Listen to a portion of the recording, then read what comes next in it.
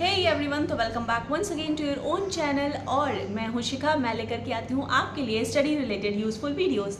तो आज का जो टॉपिक है आज बहुत सारे लोगों के डाउट्स थे। बहुत सारे लोगों ने कमेंट्स किया था मुझे कि मैम हम लोग सब कुछ कवर कर लेते हैं, इंग्लिश हो गया, हिंदी हो गया, लेकिन DSSB में जब GS GK का जो सेक्शन आता है तब हमें एक अलग ही फोबिया क्रिएट हो जाता है मन में कि हम कितनी भी मेहनत कर लें उसमें हम 20 में से 7-8 से ऊपर नहीं बढ़ पाते हैं। तो वो क्या रीज़न है और किस तरह से सिलेबस की तैयारी करें so that you can score more. मतलब आप 8 से खिसक के 12-15 पे आ जाते हो, 12-13 पे भी, then also it's consider to be a good score. तो आज मैं देखिए कुछ मैं अपने नोट्स लेकर के आई हूँ। इस तरह से मैं टॉपिक बना रखे हैं मैंने, तो इन्हीं टॉपिक से ही क्वेश्चन जो है आते हैं। मैंने मैक्सिमम जो PYQs लगाए तो ये सारे जो टॉपिक हैं इनमें से मैक्सिमम टाइम्स क्वेश्चंस रिपीट हुए हैं। अगर आप इतना पढ़ लेते हो तो 100% आई कैन से कि आपके 13 to 15 मार्क्स कहीं नहीं गए। मेरी भी बहुत बड़ी मतलब ये कह सकते हो आपकी कमी थी या कमज़ोरी थी GS GK, है ना। तो और मैं भी उसमें कितनी भी मेहनत कर लूँ बट स्टिल मेरे भी मार्क्स उसमें 6, 7, 8 ही बनते थे। तो मैंने भी सोचा कि आखिर ऐसा क्या रीज़न है, कैसे तैयारी करूँ सो दैट मेरे नंबर कुछ इंक्रीज़ करें। तो बिना किसी देरी के स्टार्ट करते हैं हमारे टॉपिक से जो आपको कवर करने हैं। आप एक एक टॉपिक लिखते रहिएगा, मैं आपको बोलती जा रही हूँ। सबसे पहले ज्योग्राफी से क्या पूछते हैं वो मैंने अलग से बना रखा है, ठीक है। और दूसरी चीज़ है नॉर्मल GS GK, मतलब ये सबसे इम्पॉर्टेंट टॉपिक्स हैं। इससे आप तैयार करना, पहले शुरू करना, उसके बाद जब ये सारी तैयारी हो जाएगी तब आप ज्योग्राफी के टॉपिक्स पे जाइएगा। तो सबसे पहले आपको रिवर्स इन इंडिया कंप्लीट करनी है। इनसे क्वेश्चन आता ही आता है। मतलब मैं ये नहीं कहूँगी कि मान लीजिए मेरे पास 50 टॉपिक हैं तो हर 50 टॉपिक से 20 क्वेश्चन बनाना मुश्किल है, लेकिन आप इनको तैयार करके रखोगे तो इनसे बाहर नहीं जाएगा आपका सिलेबस। तो पहला है rivers in India, next is festivals in India, उसके बाद में फोक डांसेस इन इंडिया, फिर वाइल्ड लाइफ सेंचुरीज, फिर dams in India, lakes in India, waterfalls in India, temples in India, international headquarters. ये बहुत इंपॉर्टेंट क्वेश्चन है, ठीक है। इंटरनेशनल हेडक्वार्टर्स आपको पता होने चाहिए। फिर स्पेस प्रोग्राम, कितने स्पेस प्रोग्राम कब कब आए, कहाँ से लॉन्च हुए, उनका हेडक्वार्टर कहाँ है। फिर स्कीम्स, जो गवर्नमेंट स्कीम्स लाती हैं अलग अलग, वो आपको पता होनी चाहिए। या मतलब ये नहीं कि सिर्फ जो प्रेजेंट गवर्नमेंट है उसी की स्कीम, जो प्रीवियस गवर्नमेंट्स रही हैं उनकी भी स्कीम आपको पता होनी चाहिए, स्पेशली वो जो तब से अब तक चल रही हैं, जो कंटिन्यूटी में है। फिर पासेस, कौन कौन सी पासेस हैं, जैसे शिपकीला पास है, नाथू दर्रा, जिसको दर्रा, हाँ पासेस को दर्रा ही बोलते हैं। तो हिंदी टर्मिनोलॉजी थोड़ी सी मेरी वीक है, बट आप इंग्लिश में अगर आप हिंदी उसको कन्वर्ट करके देखोगे तो टर्मिनोलॉजी आपको समझ में आ जाएगी। फिर आइलैंड्स आपको पता होने चाहिए। पोर्ट्स, मेजर पोर्ट को कहते हैं बंदरगाह, हाँ बंदरगाह पता होनी चाहिए। फिर आपका आ गया इंडिया एंड इट्स बाउंड्रीज, बहुत इंपॉर्टेंट क्वेश्चन है। कभी कभी मतलब मैं ये नहीं कहूँगी कि बार बार इससे क्वेश्चन बनता है, लेकिन हाँ प्रोबेबिलिटी रहती है कि लेंथ पूछ लेंगे बाउंड्री की, या किससे हम लोग मैक्सिमम लेंथ की बाउंड्री शेयर करते हैं, किससे मिनिमम शेयर करते हैं, कहाँ की कोस्ट लाइन ज़्यादा है, कहाँ की कोस्ट लाइन कम है, कोस्ट लाइन की लेंथ पूछ लेंगे, लैंड बाउंड्री पूछ लेंगे। तो ये आपको पता होना चाहिए। बाउंड्री मतलब फिर पूरा बाउंड्री आपको इंडिया का कवर कर लेना है। फिर नेक्स्ट है एयरपोर्ट्स, जैसे लार्जेस्ट एयरपोर्ट अभी दुबई का, ये करंट का है वैसे तो पार्ट, लेकिन आप तैयार करके इसको रख सकते हो। फिर ट्राइब बहुत इंपॉर्टेंट है, इस पर तो आप स्टार मार्क कर लेना क्योंकि इससे भी now and then question repeat हुए हैं। फिर एटॉमिक पावर प्लांट के बारे में आपको पता होगा। First in India and world, अब आपके पास इसमें जो है लूसेंट अगर है तो उसमें आपने पढ़ा ही होगा ये वाला टॉपिक कि जो भी चीज़ें पहली बार हुई हैं भारत में या किसी देश के किसी भी हिस्से में, वो आपको पता होनी चाहिए। उसमें भी लूसेंट में इसको पर्टिकुलरली एक अलग टॉपिक बना करके दिया हुआ है, तो वहाँ से आपको हेल्प मिल जाएगी। अदरवाइज़ आप यूट्यूब पे भी सर्च करोगे तो इस टॉपिक पे बहुत सारी वीडियोस मिल जाएंगी आपको। नेक्स्ट है स्पोर्ट्स एंड कप, जैसे कि अभी विंबलडन कप हुआ, US कप हुआ, ऑस्ट्रेलियन ओपन हुआ, है ना, तो ये डुरैंड कप हुआ, तो ये सब कप पता होने चाहिए। फिर आपका स्पोर्ट्स में अलग अलग टर्म्स पूछ लेते हैं, टर्मिनोलॉजी स्पोर्ट्स की आपको पता होगी। और फिर आपका आ गया मिलिट्री एक्सरसाइज, हाँ इसके ऊपर भी स्टार मार्क करिएगा, मिलिट्री एक्सरसाइज भी बहुत बार पूछी जाती है। फिर इंडियन एक्ट्स, ये भी स्टार मार्क करने के लिए है।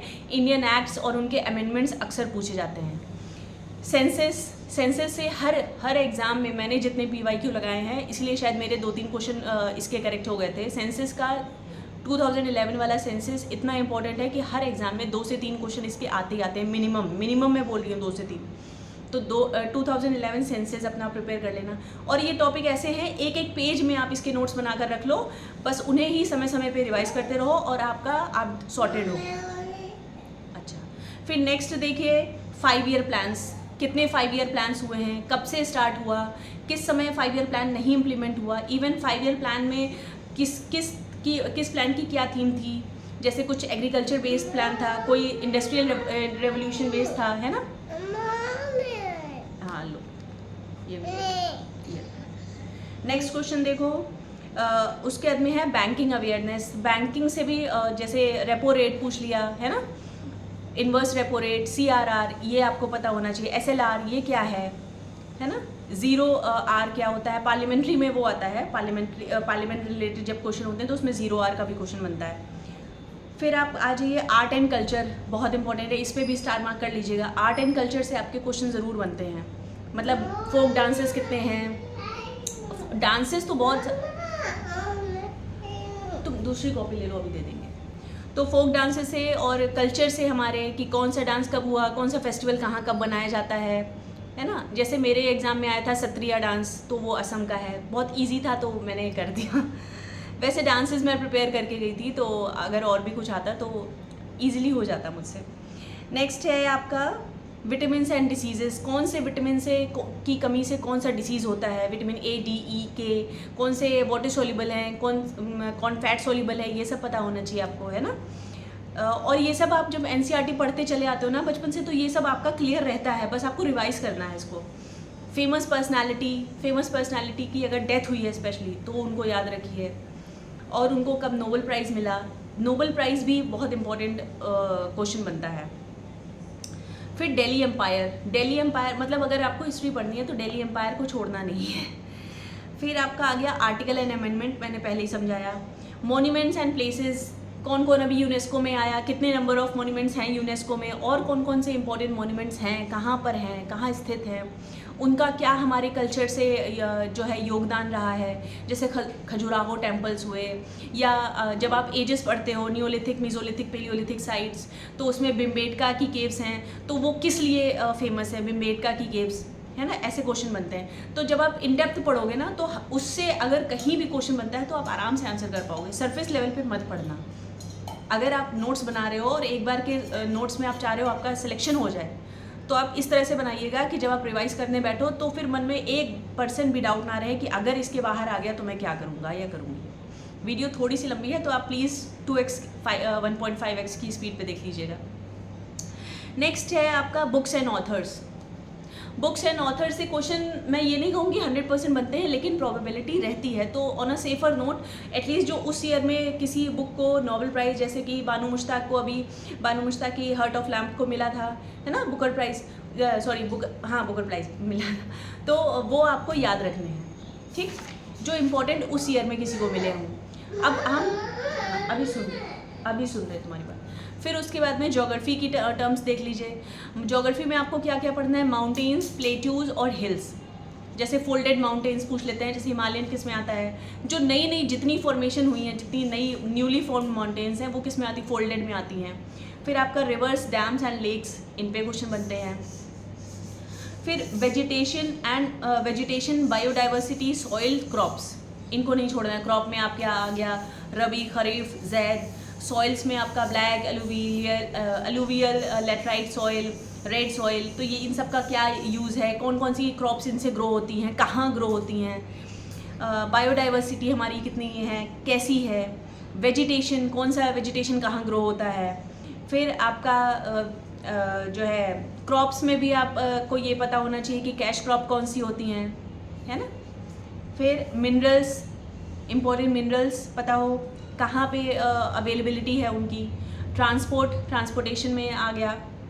फिर एटमॉस्फेयर में आपका स्ट्रेटोस्फियर, मीजोस्फियर, लिथोस्फियर, मतलब ओजोन कहाँ लाई करता है, हमारे एरोप्लेन कहाँ उड़ते हैं, हमारा एटमॉस्फेयर किस स्फीयर में लाई करता है। तो ये सारी चीज़ें पता होंगी जब आप एटमॉस्फेयर के बारे में पढ़ोगे।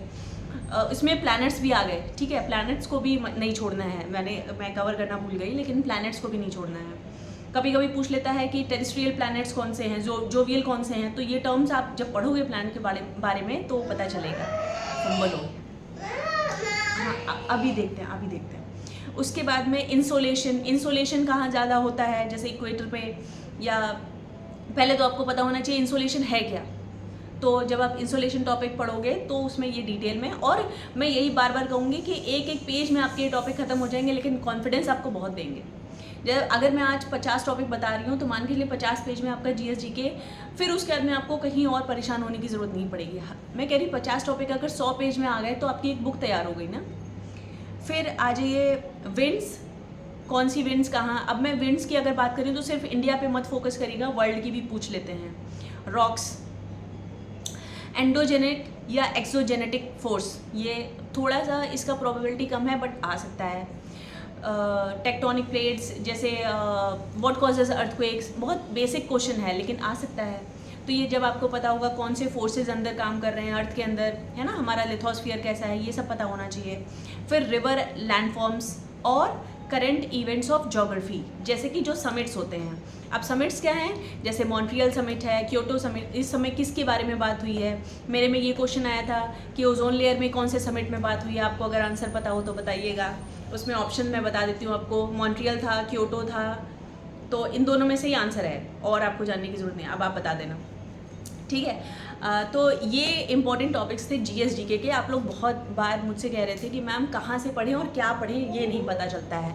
तो मैंने सोचा आज उसकी थोड़ी सी लेंदी वीडियो रहेगी। यहाँ देखो 10-12 मिनट की हो गई है, बट इस 12 मिनट में आप अगर ये टॉपिक नोट कर लेते हो, इससे बाहर नहीं आएगा कुछ। फिर आप करंट आपको 10 मिनट रोज़ पढ़ना है, उससे आप बच नहीं सकते हो, क्योंकि अब एग्ज़ाम में ऐसा एग्जामिनर ने कर दिया है कि वो 25 का ना, अगर 25 में पेपर है तो वो 24 का भी पूछ ले रहा है, 23 का भी पूछ ले रहा है। तो आपको ऑन अ सेफर साइड पिछले 1 से 2 साल का करंट अफेयर प्रिपेयर करते हुए चलना है। उसके लिए आप ऐसे कर सकते हो, अगर आपके पास टाइम है तो अच्छी बात है, हर रोज़ 10 मिनट की देख लो। 10 मिनट में 10 अच्छे क्वेश्चन डेली बेसिस पे कुछ अच्छे यूट्यूबर्स कराते हैं, वो आप लिखते चलो। तो आपकी एक करंट की, मतलब 1 रुपये खर्च किए बगैर आपका GS GK होता जाएगा, करंट अफेयर होता जाएगा, कहीं कोई और खर्चा करने की ज़रूरत नहीं है। और प्लस आप जब खुद से कुछ लिखते हो ना, जैसे मुझे ये सब इसलिए भी आ गया क्योंकि मैं लिख रही थी खुद से। अगर शायद मैं इतना सिर्फ सुन के और स्क्रॉल करती रहती तो मुझे नहीं आता। तो जब आप सुन के लिख के काम करते हो तो वो दिमाग में बैठता जाता है ना। तो आई गेस इससे आपको बहुत हेल्प मिल जाएगी। वीडियो अच्छी लगी हो, यूज़फुल लगी हो तो चैनल को सब्सक्राइब कर लेना, वीडियो को लाइक कर देना, किसी अपने को शेयर कर देना। मिलते हैं अगली किसी इसी तरह की वीडियो में। जल्द take good care of yourself, मस्त रहिए, खुश रहिए और मुस्कुराते रहिए। और हाँ, मेरा टेलीग्राम चैनल और इंस्टाग्राम ID भी मेरे चैनल पर लिंक है, आप चाहें तो उसे भी विजिट कर सकते हो। With that said, bye.